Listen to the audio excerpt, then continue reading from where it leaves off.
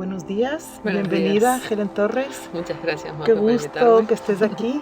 Bueno, es una maravilla tener a Helen hoy en BAU. Bienvenida. Gracias. Este es un podcast de BAU Research y estamos aquí para hablar con Helen porque ella forma parte del libro Mares Entrelazados, Conexiones Mediterráneas, que es una publicación que acaba de aparecer ahora en abril y está coeditada por La Escocesa y por BAU Ediciones. Me gustaría mucho aprovechar para agradecer aquí a Alba Colomo por todo el apoyo para lograr sacar este libro y a todos quienes participaron. Escriben en Mares Entrelazados Vanessa Balaguer, Talife Knox, Elios Fernández Garcés, Helen, Lorenzo Sandoval, Sonia Fernández Pan, Daniela Medina Poc, Papalaya y yo misma que soy la editora. Esta publicación nació a raíz de los encuentros Mares Entrelazados, Conexiones Mediterráneas, que fue un espacio de intercambio de saberes, aproximaciones y experiencias en compañía del mar Mediterráneo, ocurridos en La Escocesa, la playa de la Barceloneta y el Sindicato de Estibadores y Estibadoras de Barcelona el 11 y 12 de febrero del 2023. Después sentimos que había que sumar nuevas voces y pensamos por supuesto en Helen Torres y en Elios Fernández Garcés, lo cual creo que es un acierto porque fue increíble cómo se complementaron las voces en el libro. Entonces, querida Helen, me gustaría empezar por charlar contigo sobre tu texto Postales Mediterráneas, un texto que es bellísimo, que termina con una oración que si te parece voy a leer. Dale. Me sacaron un par de lagrimitas, tengo que decir, cuando leí tu texto, Helen. Mare nostrum, mar nuestro, azul como el cielo, amado sea tu nombre, danos pan, sal, sin herida abierta, danos puertos, no fronteras, danos la paz aquí, en la orilla, como en alta mar, líbranos del hambre y de la guerra, sé refugio, guíanos por el buen camino, el camino de quienes no se han perdido. Que la paz esté con todas, todos, todes, aquí y ahora. Sálvanos de los bombardeos, de la desesperación, mar nuestro, sé puente, no nos dejes caer, ilumínanos, lámenos, no nos apagues, no, déjanos ser, sé nuestro mar nuestro, sé, mare nostrum, inshallah. Qué loco escucharte leerlo, porque claro, cuando uno lo lee en silencio, digamos, no es la misma sensación, ¿no? Como que he intentado cierta musicalidad en el texto en general, ¿no? Y no me acordaba de cómo terminaba así. Es bellísimo. Bueno, y tu pieza es bellísima, pone en juego poesía, postales y notas autobiográficas que se entremezclan con las historias de un océano al que describes como un mar cristalino que se vuelve rojo, que se vuelve turbio, ácido, caliente, irrespirable, una tumba para humanos y no humanos. Y luego dices, para enredarse con el mar hay que mojarse. ¿Nos puedes explicar por qué? ¿De dónde viene esto? Un poco lo que te decía antes de que he intentado incorporar musicalidad en el texto, inspirada justamente por el mar Mediterráneo, ¿no? Como el mar siempre está en movimiento, el movimiento de las olas, ¿no? Que se superponen sin anularse, ¿no? Esta idea también, donde incorporo distintos lenguajes, distintos idiomas, ¿no? Idiomas que no son propios, que me costó mucho. Totalmente, es increíble este trabajo. Sí, eso me costó mucho porque no sabía si tenía el derecho de escribir palabras en árabe, por ejemplo, ¿no? Que no lo hablo y mucho menos lo puedo escribir, ¿no? Pero quería un poco, de alguna manera, jugar con esta idea del mar como una materia que creo que está en todo el libro. Entonces, realmente el libro es un poco eso, ¿no? Es no solo distintas visiones. El mar siempre está ahí como una materia vibrante que es parte de la historia, ¿no? Entonces, tu pregunta de para enredarse con el mar hay que mojarse es un poco una invitación a la acción política, ¿no? Cuando decimos Mediterráneo, ¿qué estamos diciendo, ¿no? Y qué podemos llegar a decir y qué implica hablar del mar Mediterráneo para nosotras, nosotres, que estamos desde esta orilla, ¿no? Y vamos al mar a la playa. Yo cuando voy al mar es para ir a la playa, digamos, ¿no? Y eso es un significado del mar. Que tampoco hay que anularlo, es verdadero. El significado de ese mismo mar Mediterráneo para el turismo, ¿no? Como empresa, como industria, y también para toda la muerte que hay en el Mediterráneo, y de humanos y no humanos, ¿no? O sea, el mar Mediterráneo como una tumba silenciosa, además, porque no sabemos esas personas, ¿no? Cientos de miles de personas que están muriendo cada día en el Mediterráneo, ni siquiera sabemos quiénes son, ¿no? Desde este lado de la orilla que digo en el texto, que hacemos estadística, pero las familias de estas personas, muchas veces por las crónicas que he leído, me leí muchas crónicas de las personas que se van, ¿no? Ni siquiera han podido despedirse para no generar más daño, ¿no? Entonces, esas personas que están de alguna manera abrazando el mar como una esperanza, ¿no? De una vida mejor no solo para ellos, y hablo masculino porque son la mayoría hombres, pero ellos y ellas, sino para sus familias y para su país, para su tierra, ¿no? Y bueno, y cómo toda esa complejidad que implica el mar Mediterráneo está también un poco en esta conversación del libro, ¿no? El tema de los peces, ¿no? Las posidonias, que es una de las especies más antiguas del planeta y que está en peligro de extinción. por la pesca justamente, ¿no? Y por la contaminación. Bueno, que el mar Mediterráneo me pareció como materialidad y como metáfora, las dos cosas, porque a veces fijamos solo en las metáforas y nos olvidamos que la materialidad de ese ser, digamos, todo lo que implica para tantas vidas y muertes, ¿no? Y un poco la idea es la frase esta de para enredarse con el mar hay que mojarse y decir, bueno, yo no sé si puedo escribir en árabe, pero tengo que hacerlo, porque la mayoría de las personas que se están ahogando en ese mar hablan en árabe o tienen el árabe como lengua impuesta, que tampoco es su lengua propia, y también llamar la atención sobre cuando llegan aquí, las personas que sí realmente consiguen llegar, cruzando el mar quizás de maneras más amables que en una patera, y sin embargo aquí, desde hace 600 años, en España, digo aquí, el Reino de España, todavía sigue hablando de la Reconquista, ¿no? Y no sé, ninguna de nosotras estudia ninguna de estas lenguas para poder comunicarse con estas personas que llegan, pero el inglés, que yo no sé, yo hace más de 30 años que vivo aquí, cuando vine nadie hablaba inglés, y ahora todas hablamos. ¿Por qué? Porque es una forma de abrazar a esas personas que vienen de Europa para poder comunicarnos, pero no sentimos esa necesidad de comunicarnos con esas personas, ¿no? Y eso, mojarse. Y luego está vinculado a otro concepto que es el de las interconexiones mediterráneas, que es un poco el título del libro, ¿no? Tú que eres traductora y además dialogas tanto con Donna Haraway, si pudieses explicarnos qué entenderías o cómo entender, porque hoy en día se habla tanto de ensamblajes, conexiones, interrelaciones, que a veces parece que hay ciertos conceptos que se vacían, que los utilizamos pero que se convierten como en palabras mágicas, ¿no? Como dice Silvia Riera Cusicanqui, ¿no? Que las palabras mágicas son aquellas que no habitan aquello que nombra. Y tengo la sensación o la intuición de que en el mundo del arte o de la cultura, en el que nos movemos a veces, hay ciertas palabras que pierden, digamos, que se convierten en mágicas porque dejan de nombrar aquello que habita, ¿no? Y creo que una de ellas es la idea de la interconexión. ¿De qué hablamos cuando hablamos de interconexiones? Bueno, yo, por ejemplo, la palabra interconexión no la uso directamente. Justamente por un poco por lo que dices, ¿no? Como también estoy dejando de usar la palabra alianzas. En parte me siento culpable porque yo fui una de las que tradujo alianzas multiespecie y pensé, no son alianzas, son enredos. Son anudamientos. Porque si yo hablo de anudamientos o enredos, hay una incomodidad en el enredo, hay una incomodidad en el anudamiento. Si yo hablo de alianzas, hay una voluntad, una agencia previa a ese enredo, ¿no? Entonces, claro, si yo hablo de alianzas multiespecies, cuando hablo del Mediterráneo, parece que todos somos amigos, que está todo bien, ¿no? Y, ¿no? Esa alianza, la palabra alianza está muy relacionada, muy conectada con el activismo también. La idea de hay que hacer alianzas para combatir al enemigo, ¿no? Tiene una connotación muy positiva. En cambio, la palabra enredo, ya una está enredado, habitualmente quiere desenredar el enredo. Sí. O es molesto, o es incómodo, ¿no? El anudamiento también, hay un nudo, tengo un nudo en el corazón, dice uno, ¿no? Además, Donna Haraway concretamente dice knots, que es un nudo, ¿no? Y creo que el Mediterráneo ahí sería una parte de esos, no personajes, tampoco sería la palabra correcta, porque si no también lo estamos... Una criatura. Una entidad, digamos, ¿no? Una entidad en el sentido que también tiene un simbolismo, no solo el Mediterráneo como mar en sí, sino como figura, ¿no? En el texto yo empiezo hablando de mi experiencia personal cuando la primera vez que veo el Mediterráneo, que me pareció horrible. ¿Por qué te pareció horrible el Mediterráneo? Porque yo venía del Atlántico, entonces claro, con esas olas, y de repente pensé, este era el Mediterráneo, y después me encantó porque no lo entendía, no sabía leerlo. De acuerdo. No entendía que un mar era tan tranquilo, qué diversión tenía si no había olas. Nunca había buceado en mi vida. Quiero decir, ¿no? Pero bueno, que empieza con una experiencia personal, pero enseguida yo hablo del Mediterráneo como figura, ¿no? Para alguien, por ejemplo, como yo, que recién llegaba y solo había escuchado hablar del Mediterráneo en las poesías o en las canciones, esa imagen idealizada, ¿no? De ese lugar, que probablemente también tengan muchos turistas cuando vienen, o muchos migrantes también, ¿no? Entonces sí que hay un simbolismo en esa entidad, pero también hay una materialidad, es un mar, y la gente en el mar se ahoga, y en el mar viven bichos que se están muriendo, ¿no? Y que estamos contaminando. Y el mar une y separa. Esto me conecta, o creo que se puede tejer con otro nudo dentro del texto, que son las postales de la querida Sonia Fernández Pan. Yo creo que esas postales hacen ecos con las tuyas. Es muy curioso porque tiene que ver con esto de lo que estás hablando, ¿no? Ambas hablan de la idea del entremedio, que es algo que me interesa muchísimo a la hora de abordar o de pensar junto con o sobre el mar Mediterráneo.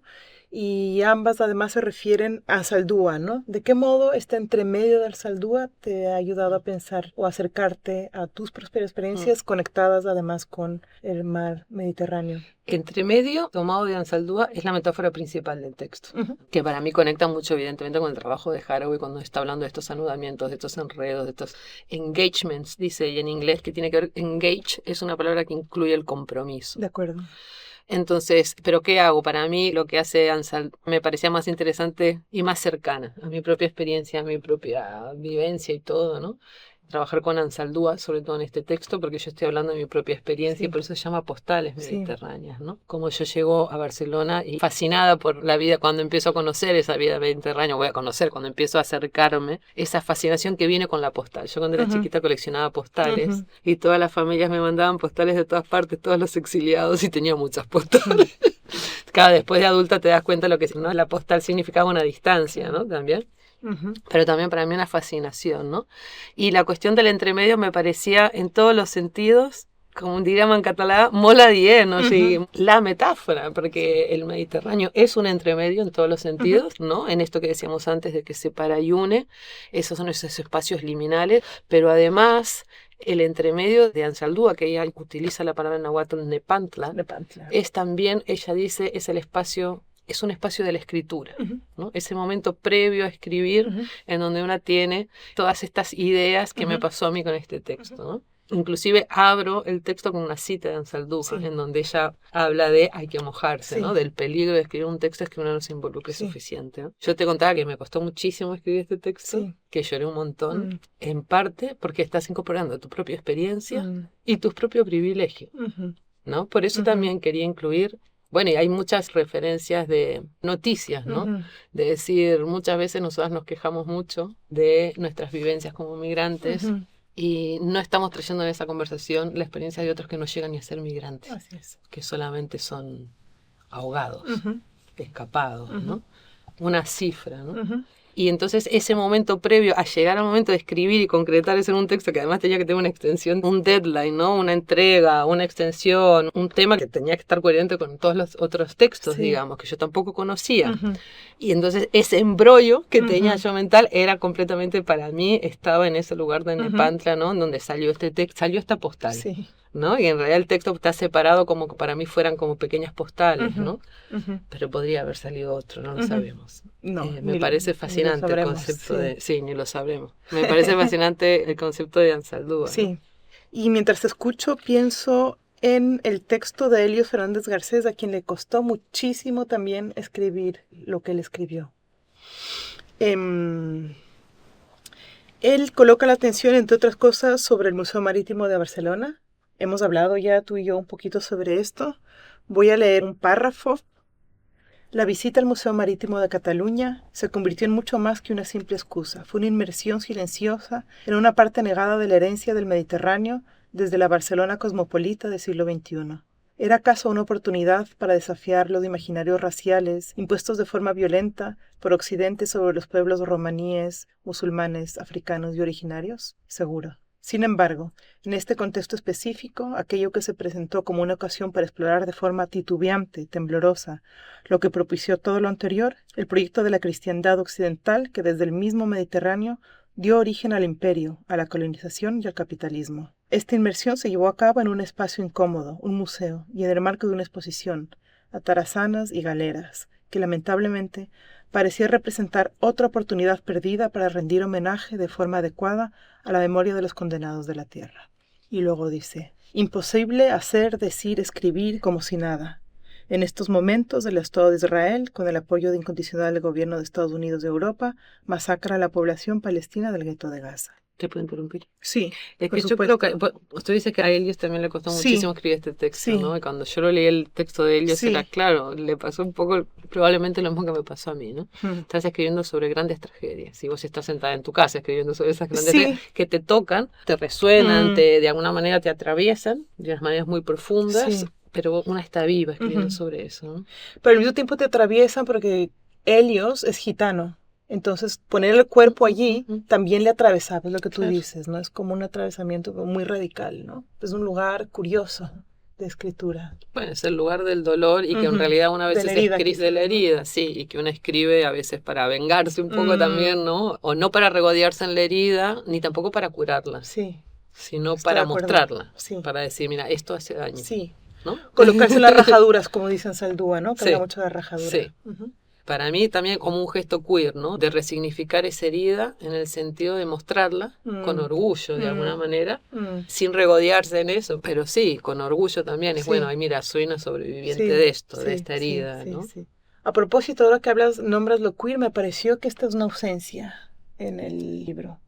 No, yo creo que hay una literalidad. Como dijiste antes, hay Ujú. conceptos que, si hay un concepto manido, perdón, es el queer. Para mí lo queer es una acción, es un verbo. Ujú, Nunca fue un sustantivo y nunca debería haber sido un adjetivo. ujú. Sobre todo nunca debería haber sido, sí, una identidad fija. Justamente el queer era lo contrario, ¿no? Sí, Y ahora se ha transformado en que yo pueda decir yo soy queer o no soy queer, sí. ¿no?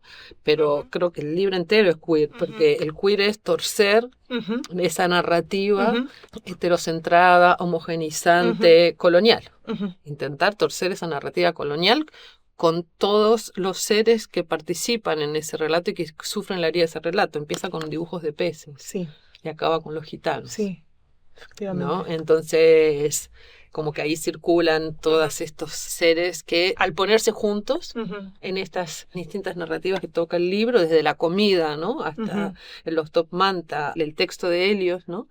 Que acaba en el Museo Marítimo, Sí, que ahí dice una frase que no sé si es tuya o de él, que me encanta, creo que es tuya, cuando dices el Museo Marítimo, que es un museo que habla sobre todo menos sobre el mar, sino sí, sobre la conquista del sí, mar, ¿no?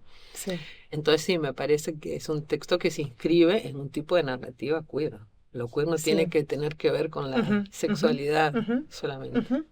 Sí, justo iba a eso. Has ido allí, has respondido a esta idea de que se trata de un museo, ¿no? En el que no está el mar, ¿no? La institución lo que hace es albergar, reafirmar relatos coloniales sobre conquista y sobre la construcción del otro, ¿no? Lo que decías, gitanos, los pueblos originarios de Villayala, el océano, sin humanidad de alguna manera. Y esto está conectado con lo que decías al inicio, ¿no? Que el mar Mediterráneo es muchas cosas para diferentes grupos de individuos humanos y no humanos. Sin embargo, cuando lo nombramos desde Europa, es inevitable no pensar sobre raza y poder, ¿no? Cuando pensamos en el mar Mediterráneo. ¿Es más fácil imaginar el fin del mar Mediterráneo y no el fin del capitalismo? Helen Torres. A ver, aquí soy muy marxista yo, y esta frase del fin del capitalismo que estoy harta de escucharla.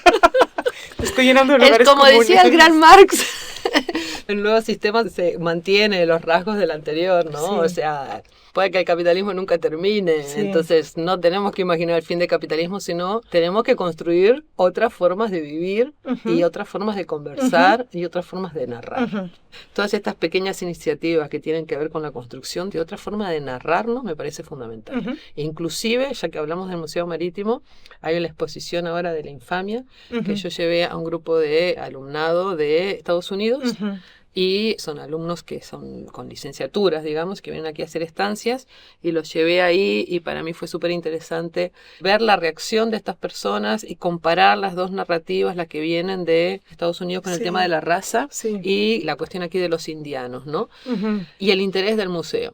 Me parece muy importante lo que dice Helios en su texto de que es una fantasía la decolonización de los museos. Claro que es una fantasía, es la misma fantasía que acabar estoy con de el acuerdo. capitalismo. Pero lo que no es una fantasía y es una realidad es que los museos existen Sí. y son espacios públicos que generan cultura. Ujú. Y nosotros tenemos Ajá. que estar ahí. Y yo te tengo que decir que, bueno, que lo dice Helios, y creo que alguna vez lo comentamos tú y yo, que hay una apertura y una escucha muy Importante, hospitalaria por parte de la gente del totalmente. Museo Marítimo, ¿no? Muchísimo. Nuestra Porque experiencia yo fue muy después estuve buena. en un taller que hizo Mm, Nayeli y bueno, sí, la actitud del museo es una actitud de escucha sí, total. Y sí, entonces sí, esas instancias que son todas pequeñas, porque la sí, sí. exposición La Infamia es muy chiquitita, ¿no? Mm, Es una cosa pequeña, sigue estando al lado de la galera. Y mm, entonces es fascinante pasar por esta sí. exposición y luego ver la galera y Mm, comparar las dos ujú, narrativas. Y están ujú, presentes ahí. No hay que anularlas, ujú. porque si no anulamos también el Claro, pasado colonial y ahora claro, los museos somos todos fantásticos y claro, maravillosos. No, es como decir, los claro, blancos somos todos fantásticos y claro, claro. maravillosos, aquellas personas blancas que estamos intentando una lucha antirracista. Es Ujú, la misma fantasía que pensar que yo como blanca voy a combatir el ujú, racismo. ujú, ujú, Pero entonces, ¿qué tengo que hacer? ujú. Brillante. Para cerrar, Dime. ¿querrías leer algo? Algo puede ser de Lo que de tú quieras. cualquiera, ¿no? Pero hasta que encuentre. Uno de los artículos del libro está escrito por Vanessa Balaguer y Magda Vila.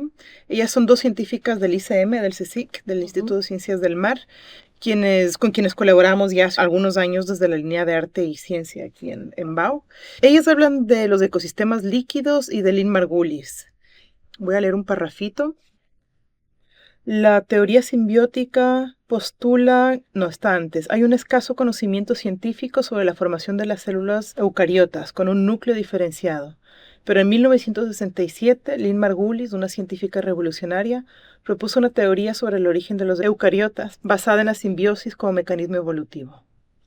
La teoría simbiótica postula que los cloroplastos, los orgánulos de las plantas que permiten hacer la fotosíntesis, y las mitocondrias, las fábricas de energía de las células con núcleo, son el resultado de sucesivas simbiosis de procariotas que dieron lugar a la célula eucariota. Muchos cariotas. Muchas cariotas.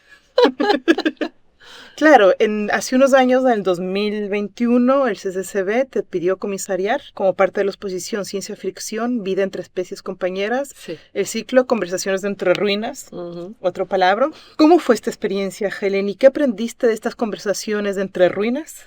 ¿O cuáles son para ti los nudos más fértiles cuando ciencia y arte friccionan? A ver, ciencia y arte son dos esferas que se han separado, pero que en realidad no deberían de estar separadas, ¿no? Y que en sus principios no estaban separadas, ¿no?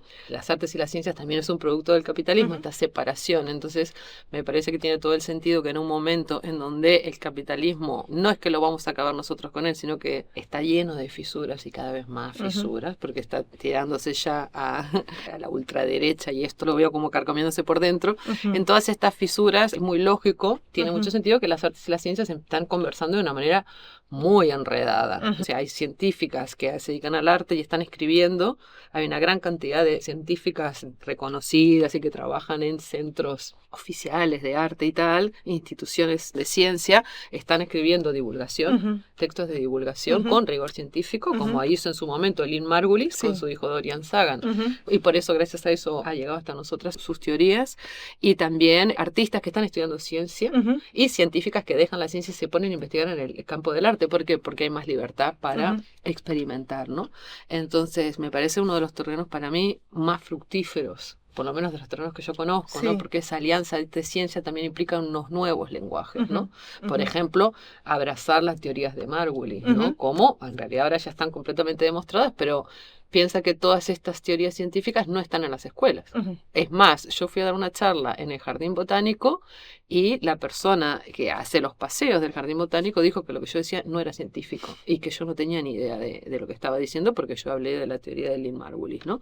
Entonces, por ejemplo, esta tarde viene Karen Barat a Barcelona, ¿no? Karen Barat, física cuántica, etc. Tú dices física cuántica y todos salimos corriendo, porque lo único que sabemos de física cuántica son 3 películas que vimos, ¿no? Y sin embargo, ella nos dice que tenemos que estudiar física cuántica porque el tiempo, lo que mide nuestras vidas son los relojes atómicos que se basan en la física cuántica. O sea, que vivimos estas vidas. Nuestras vidas están completamente enredadas con estas teorías, pero somos ignorantes de eso. Eso es grave y es peligroso. Y no es casual. No es casual que sigamos hablando de antiguas teorías que no son completamente exhaustivas con las herramientas tecnológicas que tenemos. Entonces, más allá del momento que me preguntas, ¿no? De la exposición Ciencia Fricción, que me pareció en su momento muy acertada porque es justamente utilizar un espacio museo para hacer una exposición de arte en donde se traen, ¿no? Conversaciones desde las ciencias en general, desde las ciencias en un sentido amplio, porque yo invité a gente que era bióloga, invité a gente antropóloga como tú, había historiadoras, había escritoras, había filósofas, ¿no? Era como todas estas personas, la idea era poner a conversar a personas que encuentros inesperados, ¿no? Y a ver qué salía. Y para mí, en realidad, la reacción del público es lo que para mí era forma de medir un poco qué efecto puede tener eso. Y yo creo que veo muchísimo interés. Muchísimo interés en la gente porque se están poniendo sobre la mesa estas teorías que parecen como que dan un poquito de miedo, ¿no? Explicadas de una forma muy amena, ¿no? Qué gusto. Bueno, Helen Torres, te agradezco muchísimo. Muchas gracias también a vosotras.